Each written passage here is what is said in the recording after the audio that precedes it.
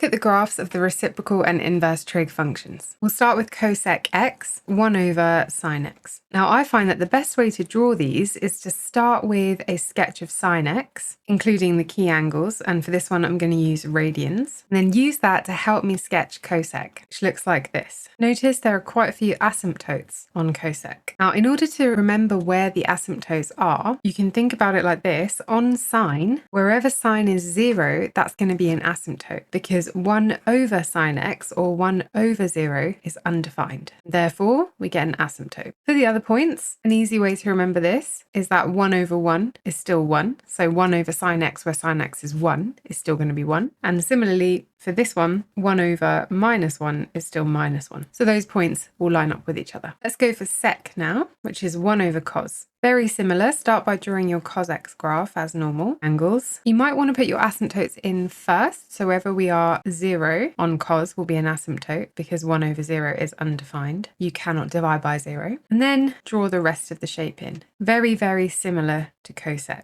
Almost buckets that touch the original curve. And that's it for sec. Lastly, cot, which is 1 over tan x. Again, let's start by drawing tan. Let's put the key angles on. Now again, I'd probably start with the asymptotes for cot, which will be where tan is 0. So basically the asymptotes are in all the places that the asymptotes for tan aren't. Okay, once we have those on, we can attempt to draw cot, which looks very similar to tan, but faces the other way. So it looks something like this instead. Now, wherever tan had an asymptote, that's where cot is 0. Same again in the negative angles. And there we have it. Let's move on to our inverse trig functions now. I'm going to start with arcsin. So I'm just going to draw a very basic sketch of sine in the corner up here. Now we know that inverse functions only exist for one-to-one functions. Therefore, before we think about what arcsine looks like, we need to identify the part of sine that is one-to-one. And that is between here and here. So on my sketch down here, I'm just going to draw that S-shaped part of sine. Something like that. That's sine x, or part of it anyway. Now, in terms of these endpoints, if I think about what those are as coordinates, that one up there is pi over 2, 1. And this one down here is minus pi over 2, minus 1. Now, inverse functions are reflections in the line y equals x. So all we need to do to draw arcsine is reflect this S-shaped curve in the line y equals x. When you do that, you get something like this. So that is arcsine. Now the endpoints here and here will now be 1 pi over 2 minus 1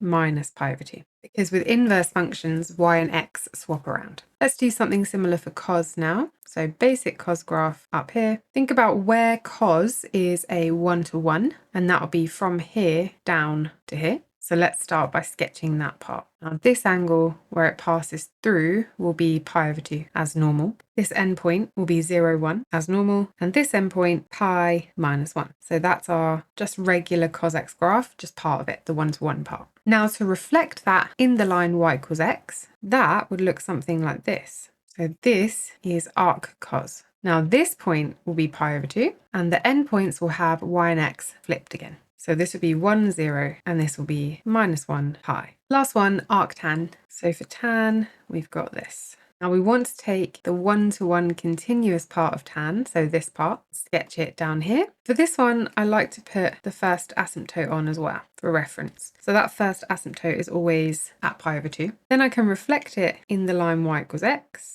So this is arctan, and I can put the reflected asymptote on as well. So this time a horizontal asymptote at pi over 2. That's it for now. If you found this video useful, please do remember to like, comment and subscribe to my channel if you haven't already.